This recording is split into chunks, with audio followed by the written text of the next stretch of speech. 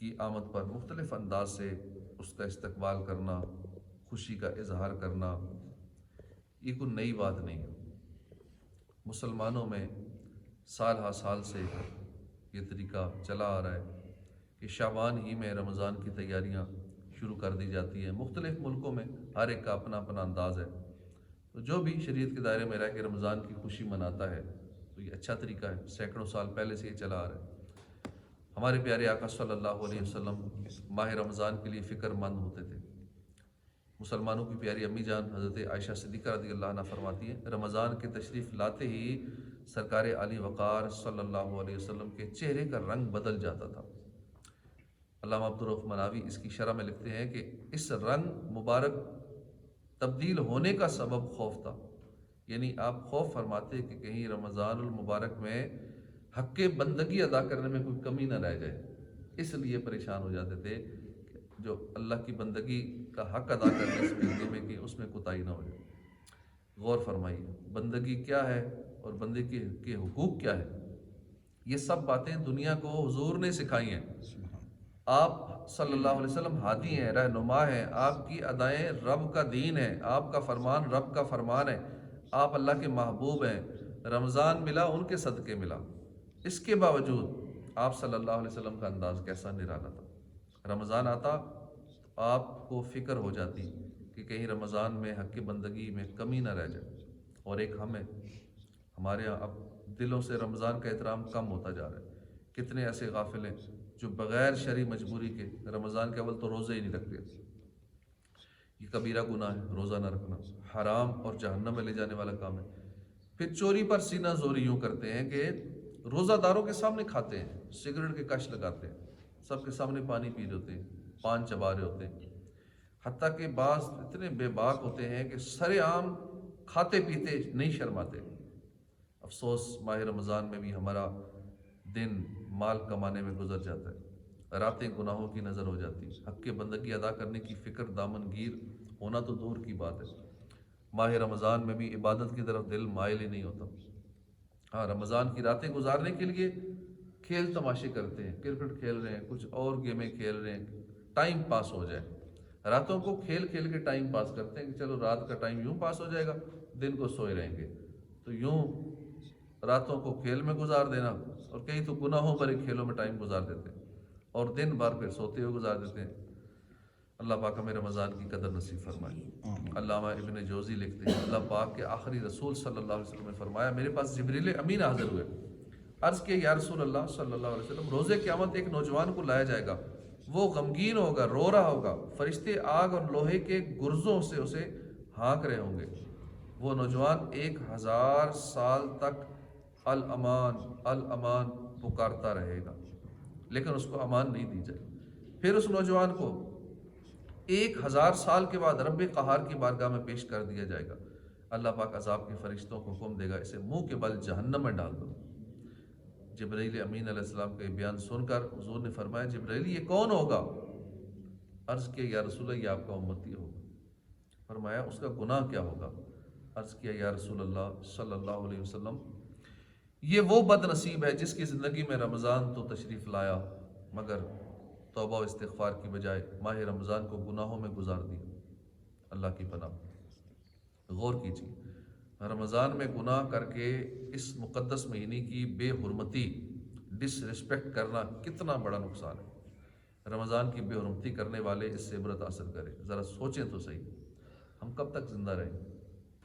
ایک دن ملک الموت اسرائیل علیہ السلام تشریف لائیں گے، ہمارا مال، ہماری دولت، ہمارے رشتہ دار، ہماری اولاد، دوست احباب کچھ بھی کام نہیں آئے گا، سب دیکھتے رہ جائیں گے۔ ہمارے جسم سے روح نکال لی جائے گی، پھر غسال کو بلا لیا جائے گا، کفن پہنا دیا جائے گا، آہ 100 کروڑ آہ، پھر دیکھتے ہی دیکھتے نماز جنازہ ادا کر کے ہمیں اندھیری قبر میں اتار دیا جائے گا۔ اللہ نہ کرے، اللہ نہ کرے اگر ہم نے ماہ رمضان کی راتیں گناہوں میں گزار کر، فضولیات میں مشغول رہ کر رمضان المبارک کی بے حرمتی کی ہوگی، اگر رب ناراض ہو گیا، اس کے سبب قبر میں ہماری پکڑ ہو گئی، روزے قیامت گرفت ہو گئی، تو ذرا سوچیے ہمارا بنے گا کیا؟ خدا نخواستہ اللہ کی رحمت نہ ملی۔ شافع محشر سلطان بحر و بر صلی اللہ علیہ وسلم کی شفاعت سے محروم رہ گئے تو کیا کریں گے؟ تو بس رہنا سدا راضی، نہیں ہے تاب ناراضی، تو ناخوش جس سے ہو برباد ہے تیری قسم مولا۔ عطا کر عافیت تو نزع و قبر و حشر میں یا رب، وسیلہ فاطمہ زہرا کا کر لطف و کرم مولا۔ میں رحمت مغفرت دوزخ سے آزادی کا سائل ہوں، ماہ رمضان کے صدقے میں فرما دے کرم مولا۔ براعت دے عذاب قبر سے، نار جہنم سے، ماہ شعبان کے صدقے میں کر فضل و کرم مولا۔ ابھی موقع ہے، رمضان آنے والا ہے، زندگی میں کبھی رمضان کی بے قدری ہوئی ہے، بے ادبی ہو گئی ہے، تو آج ہی توبہ کر لیں اور پکی نیت کر لیں کہ اس سال رمضان کی خوب قدر کریں گے، ماہ رمضان کی بے ادبی سے بچیں گے، سارے روزے رکھیں گے، 5 نمازیں باجماعت ادا کریں گے، خوب تلاوت کریں گے، رمضان میں گناہوں سے بچنے کی بھرپور کوشش کریں گے، غیبت بھی نہیں کریں گے، چغلی بھی نہیں کریں گے، دوسروں کو تکلیف بھی نہیں دیں گے، بس پورا ماہ رمضان نیکیوں میں گزاریں گے، عبادت میں، ریاضت میں گزاریں گے، عاجزی سے توبہ استغفار کرتے ہوئے گزاریں گے۔ مسلمانوں کی امی جان حضرت عائشہ صدیقہ طیبہ طاہرہ رضی اللہ عنہا فرماتی ہیں، جب رمضان تشریف لاتا تو پیارے آقا صلی اللہ علیہ وسلم عبادت پر کمر باندھ لیا کرتے تھے۔ امام نووی رحمۃ اللہ علیہ فرماتے ہیں، عبادت پر کمر باندھ لینے کا معنی یہ ہے کہ رسول اکرم صلی اللہ علیہ وسلم عام روٹین میں جتنی عبادت کرتے تھے، رمضان میں اس سے بڑھ کر عبادت فرمایا کرتے تھے۔ پیارے اسلامی بھائی، کیا شان ہے ہمارے آقا کی! کاش ہم بھی اپنے رحیم و کریم آقا مدنی مصطفیٰ صلی اللہ علیہ وسلم کی یہ حسین ادا اپنائے، جیسے ہی رمضان کی تشریف آوری ہو بس عبادت پر کمر بستہ ہو جائے، پورا ماہ رمضان خوب ڈٹ کر عبادت کرے، عبادت میں، ریاضت میں، تلاوت میں لگا دے دل، ماہ رمضان کے صدقے میں فرما دے کرم مولا۔ ماہ رمضان نیکیاں کرنے کا مہینہ ہے، مگر افسوس ہمارے ہاں ماہ رمضان میں لوگ اپنی دنیاوی مصروفیات بڑھا لیتے ہیں۔ رمضان کاروباری حضرات کے لیے کمائی کا مہینہ ہوتا ہے، بازاروں میں رش ہو جاتا ہے، جوتی کپڑے کے دکانوں پر رش لگ جاتا ہے، یوں دکانداروں کی مصروفیت بڑھ جاتی ہے معاذ اللہ۔ بعض نادان اسی مصروفیت کی وجہ سے فرض روزے بھی چھوڑ دیتے ہیں، نمازیں چھوڑ دیتے ہیں، اتنا رش ہو جاتا ہے دکانوں میں۔ افسوس ہم لوگ عید الفطر کے ایک دن کے لیے پورا رمضان تیاری کرتے ہیں، مگر رمضان کا پورا مہینہ کیسے گزارنا ہے اس کی ایک دن تیاری نہیں کرتے۔ عید کا ایک دن کیسے گزارنا ہے، پورا مہینہ اس کی تیاری۔ رمضان کا پورا مہینہ کیسے گزارنا ہے اس کی کوئی تیاری نہیں۔ رمضان واقعی سیزن ہے، مگر رمضان مال کمانے کا سیزن نہیں ہے، نیکیوں کا سیزن ہے، خوب ڈٹ کر عبادت کرنے کا سیزن ہے۔ دیکھیے ہمارے آقا صلی اللہ علیہ وسلم ماہ رمضان میں عبادت پر کمر باندھ لیتے تھے، یعنی عام روٹین سے بڑھ کر عبادت کرتے تھے۔ اندازہ لگائیے کہ آقا صلی اللہ علیہ وسلم کا تو ایک ایک لمحہ عام حالات میں بھی نیکیاں کرتے گزرتا تھا، اور رمضان میں عبادت کی کس قدر کثرت فرماتے ہوں گے۔ دوسری طرف ہمارا حال کیا ہے؟ عام دنوں میں بھی بس ہمارا حال ایسے ہی ہے۔ خوش بخت ہے جو 5 نمازیں باجماعت پڑھنے میں کامیاب ہو جاتے ہیں، ورنہ اچھی خاصی تعداد ہے جو نماز تک نہیں پڑھتی۔ بہرحال ہم ماہ رمضان کی عبادت میں اضافہ کریں گے۔ پہلے 5 نمازیں پڑھتے تھے، اب تراویح بھی پڑھیں گے، تہجد بھی پڑھیں گے، اشراق و چاشت کے نوافل بھی پڑھیں گے، اوابین کے نوافل بھی ادا کریں گے، رات کو سونے سے پہلے صلاۃ التوبہ کے نفل بھی پڑھ کر سوئیں گے، اسی طرح 313 بار روزانہ درود پاک پڑھ کے رمضان میں اگر پہلے 313 پڑھتے تھے، رمضان میں 1000 بار پڑھیں، اور اللہ توفیق دے تو اس سے زیادہ درود پاک پڑھیں۔ پہلے روزانہ 1 پارہ تلاوت کرتے تھے، اب 2 پارے شروع کر دیں۔ یوں عام دنوں میں جو عبادت کرتے تھے، جو روٹین ہماری تھی، رمضان میں اضافہ ہونا چاہیے۔ اللہ پاک ہمیں توفیق عطا فرمائے۔ حالانکہ رمضان میں تہجد کتنی آسان ہے، ہر ایک نے اٹھنا ہی اٹھنا ہے سحری کے لیے، اور اس ٹائم وقت ہوتا ہے تہجد پڑھنے کا، لیکن وقت ہونے کے باوجود، جاگے ہونے کے باوجود تکلیف بھی نہیں ہے کہ الگ سے اٹھنا ہے تہجد کے لیے، لیکن پھر بھی کتنے تہجد نہیں پڑھتے۔ چند خوش نصیب ہوں گے جو پڑھ لیتے ہوں گے، لیکن بس کھانے پینے اٹھا، کھانے پینے میں لگ گیا اور کاموں میں لگ گیا، تہجد کی طرف توجہ ہی نہیں رہتی کہ یہ مفت کی سعادت ہے، الگ سے اسپیشل جاگنا نہیں ہے، کوئی نیند کی خاص قربانی نہیں دینی، پھر بھی تہجد سے محروم ہو جاتے۔ جب رمضان آتا تو پیارے آقا صلی اللہ علیہ وسلم نمازوں کی کثرت فرماتے، خوب گڑ گڑا کر دعائیں کیا کرتے۔ رمضان کی بہت سی عبادات ہیں، یہ 2 بھی بہت اہم ہیں، نوافل کی کثرت اور خوب دعائیں کرنا۔ جس کسی کے ذمہ قضا نمازیں رہتی ہونی چاہیے کہ نوافل کی جگہ قضا پڑھ لے، ورنہ نوافل کی کثرت کریں، ہو سکے تو ساری رات نوافل پڑھیں، ورنہ آدھی رات، یہ بھی نہ ہو سکے تو ایک تہائی رات، یہ بھی نہ ہو سکے تو رات کا چھٹا حصہ، یہ بھی نہ ہو سکے تو کم از کم نماز مغرب عشاء فجر با جماعت ادا ہو، تراویح پوری پڑھیں کم از کم، مغرب کے بعد اوابین کے نوافل ہی پڑھ لیں، پھر سحری میں تو اٹھنا ہی ہے، تہجد بھی ادا کر لیں، تو رات کا کافی حصہ انشاءاللہ عبادت میں گزارنے میں کامیاب ہو جائیں گے۔ پیارے آقا صلی اللہ علیہ وسلم رمضان میں وطر کے علاوہ 20 رکعت نماز ادا فرماتے تھے۔ مفتی احمد یار خان فرماتے ہیں کہ اس حدیث سے معلوم ہوا کہ خود حضور صلی اللہ علیہ وسلم 20 رکعت تراویح پڑھتے تھے۔ مفتی صاحب مزید لکھتے ہیں خیال رہے کہ حضور صلی اللہ علیہ وسلم نے نماز تراویح با جماعت پابندی سے ادا نہ فرمائی، صرف 2 دن ادا کی اور بعد میں فرما دیا کہ اگر اس پر پابندی کی گئی تو یہ فرض ہو جانے کا اندیشہ ہے جس سے میری امت کو دشواری ہوگی، لہٰذا تم لوگ اپنے گھر ہی میں نماز پڑھ لیا کرو۔ بعد میں سیدنا فاروق اعظم نے نماز تراویح کا اہتمام فرمایا اور 20 رکعت تراویح باقاعدہ با جماعت پڑھنے کا انتظام فرمایا۔ تراویح رمضان کی خاص عبادت ہے، نوافل بھی سارا سال پڑھے جا سکتے ہیں، تلاوت بھی ہو سکتی ہے، نفلی اعتکاف بھی کیا جا سکتا ہے، مگر تراویح صرف رمضان ہی میں پڑھی جاتی ہے، لہٰذا تراویح میں بالکل سستی نہیں کرنی چاہیے، پوری پڑھنی چاہیے۔ بعض لوگ یہ سمجھتے ہیں کہ تراویح نہ پڑھنا تو گناہ نہیں ہے، ایسا نہیں، یاد رکھیے رمضان میں تراویح پڑھنا سنت مؤکدہ ہے۔ سیدی اعلیٰ حضرت فتاوی رضویہ میں فرماتے ہیں سنت مؤکدہ کے ترک کی عادت بنا لینا گناہ ہے۔ تراویح کے مزید فضائل اور مسائل جاننے کے لیے مکتبۃ المدینہ کی کتاب فیضان رمضان کا مطالعہ کیجیے۔ پیارے آقا صلی اللہ علیہ وسلم ماہ رمضان کے معمولات میں سے ایک یہ بھی ہے کہ آپ صلی اللہ علیہ وسلم ماہ رمضان میں تلاوت زیادہ کیا کرتے تھے۔ ہر سال، بلکہ صحابی رسول حضرت ابن عباس فرماتے ہیں ہر سال رمضان کی ہر رات حضرت جبریل امین علیہ السلام حاضر ہوتے اور پیارے آقا صلی اللہ علیہ وسلم ان کے ساتھ دور فرمایا کرتے تھے۔ معلوم ہوا کہ رمضان میں قرآن کریم کا دور کرنا بھی سنت مصطفیٰ ہے۔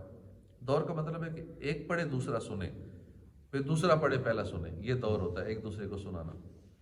حفاظ کرام عموماً دور کرتے ہیں، حافظ ایک دوسرے کو سناتے ہیں، یہ دور ہوتا ہے ان کا۔ بالخصوص تراویح میں جو پارہ پڑھنا ہوتا ہے اس کا دور کرتے ہیں، اس سے حفظ پکا ہو جاتا ہے۔ اگر حفظ نہیں کیا تو کیا ہوا، ہم اب سے حفظ کرنے کی کوشش شروع کر دیں۔ مکمل قرآن کریم نہیں تو کم از کم کچھ صورتیں اپنے لیے مخصوص کر لیں گے، سورہ یاسین یاد کر لیں گے، سورہ ملک یاد کر لیں گے، سورہ رحمان یاد کر لیں گے، سورہ واقعہ، سورہ مزمل، چند صورتیں اپنے لیے ہدف بنا لیں کہ میں نے اس رمضان میں شروع کر دینی ہے، اتنا میں نے زبانی یاد کرنا ہے۔ اگر یہ بھی یاد ہے تو مزید صورتوں میں چھوٹی چھوٹی اور اضافہ کر لیں اس میں کہ یہ چھوٹی صورت یاد کر لوں گا، یہ چھوٹی سی ہے یہ بھی یاد کر لوں گا۔ یہ صورتیں حفظ کرتے ہوئے اگر ان کے فضائل ذہن میں رہیں گے تو ذوق میں اضافہ ہو جائے گا۔ سورہ یاسین کو قرآن کریم کا دل کہا گیا، سورہ رحمان کو قرآن کریم کی زینت کہا گیا، سورہ ملک کی تلاوت قبر کے عذاب سے نجات دلاتی ہے، سورہ واقعہ کی تلاوت رزق میں اضافے کا سبب بنتی ہے۔ بہرحال ہمیں چاہیے کہ اس ادائے مصطفیٰ کو ادا کریں، گھر میں 2 بھائی مل جائیں، بہن بھائی مل کر دور کر لیں، ماں بیٹا میاں بیوی مل کر ایک دوسرے کو سنا کے دور کر لیں۔ اگر یاد نہیں تو بھی کوئی بات نہیں، دونوں اپنے سامنے قرآن کریم کھول لیں، اگر دونوں حافظ نہیں ہیں تو ٹھیک ہے، دیکھ کے ایک دوسرے کا سن لیں، پڑھ لیں، ایک اوپر سے دیکھ کر پڑھے، دوسرا دیکھ کر سنتا جائے، پھر دوسرا دیکھ کر پڑھے، پہلا دیکھ کر سنتا جائے، تو اس طرح انشاءاللہ قرآن کریم پڑھنے کا بھی ثواب ملے گا اور ساتھ ہی ساتھ سننے کا بھی ثواب ملے گا۔ یاد رہے قرآن پڑھا جا رہا ہو تو سننا فرض ہے، اور رمضان میں فرض کا ثواب 70 گنا بڑھا دیا جاتا ہے۔ اگر ہم ادائے مصطفیٰ کو ادا کرتے ہوئے قرآن کریم کا دور کریں گے تو اس فرض کی ادائیگی ہوگی اور اللہ کے کرم سے 70 گنا بڑھا کر ثواب کے حقدار قرار پائیں گے۔ 70 گنا، وہ بھی فرض کا ثواب بڑھا دیا جائے گا۔ پیارے آقا صلی اللہ علیہ وسلم کہ رمضان کے معمولات میں سے یہ بھی ہے کہ آپ ماہ رمضان میں خوب کثرت سے سخاوت فرمایا کرتے تھے۔ روایت میں یہاں تک ہے کہ ماہ رمضان میں تیز ہوا سے بھی بڑھ کر سخاوت فرماتے تھے، آپ سے جو مانگا جاتا عطا فرماتے تھے۔ ہمارے آقا صلی اللہ علیہ وسلم تو ویسے بھی سخیوں کے سخی ہیں، رمضان ہو یا غیر رمضان ہو، اس در سے سخاوت کا دریا ہمیشہ جاری رہتا ہے۔ البتہ سخی آقا مکی مدنی مصطفیٰ صلی اللہ علیہ وسلم کا دریائے سخاوت مزید جوش پر ہوتا تھا۔ ہمیں بھی رمضان میں اپنی سخاوت بڑھا دینی چاہیے۔ پہلے جو اللہ کی راہ میں دیتے تھے رمضان میں بڑھا دینا چاہیے۔ پہلے ماہانہ مسجد میں اتنا دیتے تھے، اب اس سے بڑھا دینا چاہیے۔ غریبوں کی مدد پہلے اتنی کرتے تھے، اب اس کو بڑھا دینا چاہیے۔ گھر والوں پہ اتنا خرچ کرتے تھے، اب کوشش کر کے اس سے زیادہ بڑھا دینا چاہیے۔ کتنے یتیم مسکین غریب بیچارے ایسے ہوں گے جن کی سحریاں افطاریاں پانی سے ہو رہی ہوں گی، کھجور خریدنے کی بھی طاقت نہیں ہو۔ پھر رمضان کے بعد ساتھ ہی عید بھی تشریف لاتی ہے، بیچارے غریب اچھے انداز میں روزے رکھ پائیں، سحری افطاری کا بھی کوئی انتظام ہو جائے ان کے لیے، انہیں بھی اللہ کی پیدا کردہ نعمتیں کھانے کا موقع مل جائے، پھر عید بھی وہ اچھی طرح گزار لیں۔ اس لیے رمضان میں دل کھول کر صدقہ و خیرات کرنا چاہیے، جتنا جلدی ہو سکے۔ یہ فطرانہ وغیرہ پہلے دے دینا چاہیے، لوگ آخری دن دیتے ہیں، آخری روزے کو دیں گے یا عید والے دن دیں، پہلے دے دیں میں کسی تک پہنچے، حقدار تک تو ثواب تو ملے۔ جو لوگ کچھ پیسے والے ہیں ان کے ہاں تو افطار کی دعوتیں چل رہی ہوتی ہیں، کبھی کسی دوست کو بلا لیا، کبھی کسی عزیز کو بلا لیا، افطار بوفے کے نام سے ہوٹلوں میں بھیڑ ہوتی ہے۔ اب بیچارے رہتے کون ہیں غریب، انہیں پوچھے کون، جن کو کھجور خریدنے کی بھی طاقت نہیں ہے اور ادھر ہوٹلوں میں بوفے چل رہے ہیں، 50 100 کھانے لگے ہوئے ہیں، لوگ پارٹیاں اڑا رہے ہیں۔ اگر رشتہ دار نہیں ہے تب بھی کسی غریب کو افطاری کروا دینے میں حرج ہی کیا ہے، بلکہ غریبوں کی افطاری کروانے میں ثواب زیادہ ملنے کی امید ہے۔ جو ہم اپنے لیول کے لوگوں کو، امیر لوگوں کو بلاتے ہیں، اب اس کی بجائے کسی غریب کو افطاری کروائیں گے تو زیادہ ثواب ملے گا۔ کسی بے نمازی کو کروا رہے ہیں تو کسی نمازی کو، نیک آدمی کو کرائیں گے تو زیادہ ثواب ملے گا۔ صحابی ابن صحابی حضرت عبداللہ بن عمر کی عادت مبارک تھی، آپ افطاری مسکینوں کے ساتھ کیا کرتے تھے۔ ہم بھی نیت کر لیں، زیادہ نہیں تو کم از کم ایک افطار تو کسی غریب کے ساتھ کیا کریں، انشاءاللہ اس کی دل جوئی ہوگی، اس کے دل سے دعائیں نکلیں گی، انشاءاللہ ہمارا بیڑا پار ہو جائے۔ تو میرا کام غریبوں کی حمایت کرنا، درد مندوں سے، ضعیفوں سے محبت کرنا۔ تو اب اس کا طریقہ کیا ہے کہ ہاں ہم روز غریب ڈھونڈیں یا اس کے گھر دینے جائیں، یا ارد گرد تو غریب ایسا تو نظر نہیں آئے گا، تو کیا کیا جائے؟ پھر یوں ہو سکتا ہے کہ عموماً جیسے گاؤں دیہاتوں میں بھی اور کئی جگہ مساجد میں اہتمام ہوتا ہے، کئی جگہ لوگ پیٹرول پمپوں پہ اہتمام کر لیتے ہیں، کئی جگہ ویسے کھلی جگہوں پہ انتظام ہوتا ہے افطاریوں کا۔ تو عموماً اب ہمارے قریب تو مسجد ہی بنتی ہے، اور کوئی ایسا گراؤنڈ نہیں ہے، کوئی پمپ نہیں ہے جہاں ریگولر افطاری کا اہتمام اور بڑے پیمانے پہ اہتمام ہو۔ کئی جگہ ایسے دیکھیں کہ روزانہ ایک ایک بندہ 10 ہزار لوگوں کو افطار کرواتا ہے، 20 ہزار لوگوں کو افطار کروا رہا ہے، اللہ پھر دیتا بھی ان کو اسی طریقے۔ تو ہم کم از کم مسجد میں ہی چلے ایک سلسلہ شروع کر دیں، جو بھی ارد گرد غریب مزدور مستری اور اس طرح کے غریب غربا جن کو پتہ ہوگا کہ چلو کہیں نہیں تو ادھر تو مل ہی جائے گا، یہاں تو کھجور اور پانی یا کوئی چیز کھانے کو مل ہی جائے گی، تو وہ پھر ان کا رخ ادھر ہو جاتا ہے، پھر لوگوں کا ایک کچھ نہ کچھ سلسلہ رش کا ہو جاتا ہے۔ پھر ہو سکتا ہے معتکفین کی تعداد نہ جانے کتنی ہوگی، وہ بھی ساتھ افطاری کر لیں گے۔ تو اس انداز میں ہم افطاری دوسروں کو کرانے میں اور ثواب کمانے میں کامیاب ہو سکتے ہیں۔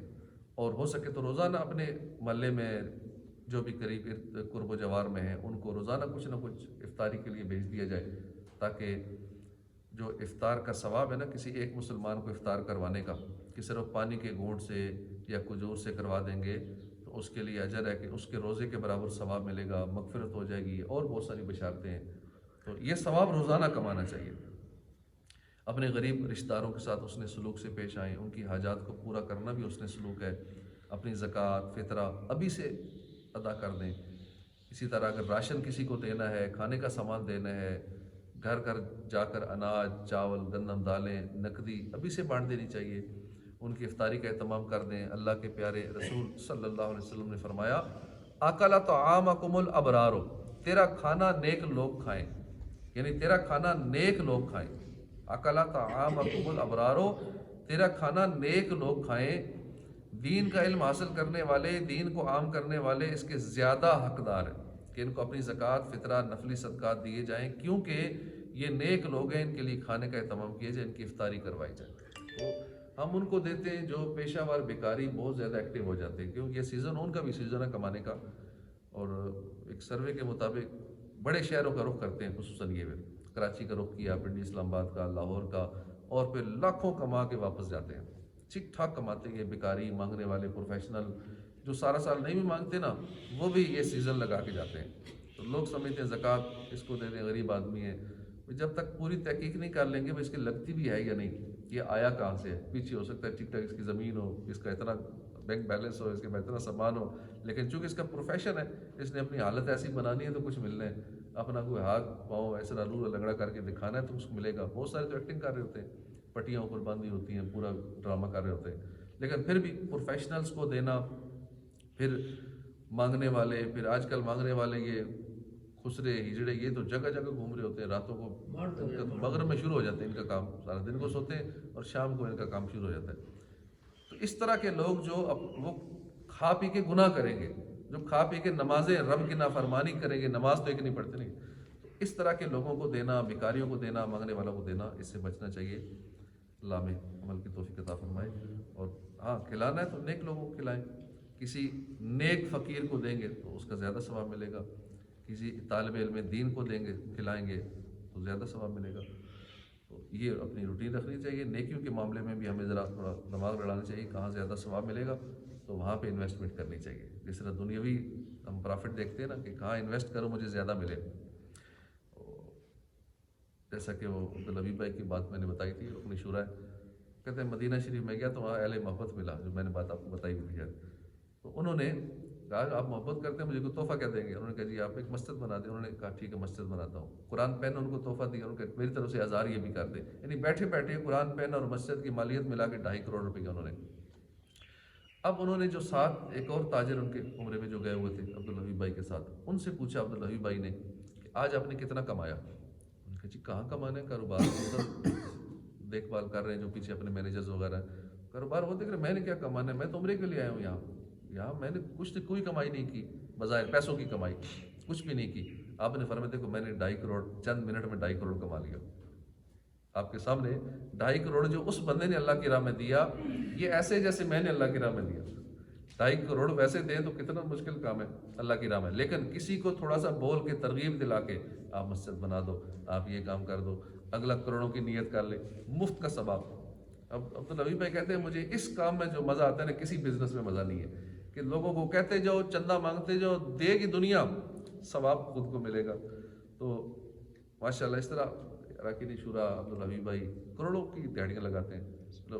دیہڑیوں سے مراد کہ کروڑوں اللہ کی راہ میں یوں دیتے ہیں، دیتے لوگ ہیں لیکن ایسے کہ جیسے ثواب ان کو مل رہا ہے. یہ کام بڑا ہی لذت والا ہے، بڑی اچھی بات ہے. بندہ خود کتنی مسجدیں بنا لے گا، بہت ہی بڑا بزنس مین بھی ہے، ٹھیک ہے 2-4 کروڑ کی بنا لے گا، 10-20 کروڑ کی بنا لے گا اگر ارب پتی ہے تو، لیکن پھر بھی اس کی لمٹ ہے نا. لیکن جو اوروں سے بنوائے گا اس کی کوئی لمٹ نہیں ہے. وہ تو ہزاروں مسجدیں بنوا لیتا اوروں سے، اس سے ترغیب دلائی اس نے مسجد بنا دی، کسی کو ترغیب دلائی اس نے چھت ڈلوا دیا، کروڑ روپے لگا دیے، کسی اور کو ترغیب دلائی دی. یہ کام ایسا لذت والا ہے کہ آخرت میں جب بندہ اس کا ثواب دے گا کہ میں نے اربوں روپے اللہ کی راہ میں دیا، حالانکہ میں تو ارب پتی تھا ہی نہیں، لیکن اربوں روپے اپنی زبان خالی چلانے سے. تو یہ کام ہمیں کرتے رہنا چاہیے، لوگوں کو چندے کی ترغیب دلاتے رہیں کہ مسجد میں یہ کام ہو رہا ہے، یہ کام ہونا ہے، یہ کام ہونے والے ہیں، اوپر چھت ڈل رہے ہیں، 1.5 کروڑ اس کا خرچہ ہے، باقی ملا جلا کے خرچے، مسجد کی ڈیکوریشن، دیکھ بھال، سارے معاملات، اس کے لیے اتنے کروڑ چاہیے، اپنا حصہ ڈالو جی. اب کہنے سے کچھ سال میں پورا سال لگے رہیں گے، بولتے رہیں گے. کوئی ایک ہی بندہ سال میں ہماری بات مان گیا اور ایک نے چھت ڈلوا دیا تو کتنا ہمیں ثواب ملے گا. یہ بڑی لذت والی عبادت ہے، نیکیوں بھری عبادت ہے. کوشش کیا کریں اس کی، تاکہ سارے مل جل کے ہم چندہ لینے میں سارے حصہ دار بن جائیں اور سب کو ثواب ملا کریں. صلو علی الحبیب صلی اللہ تعالی علی محمد صلی اللہ علیہ وآلہ وسلم.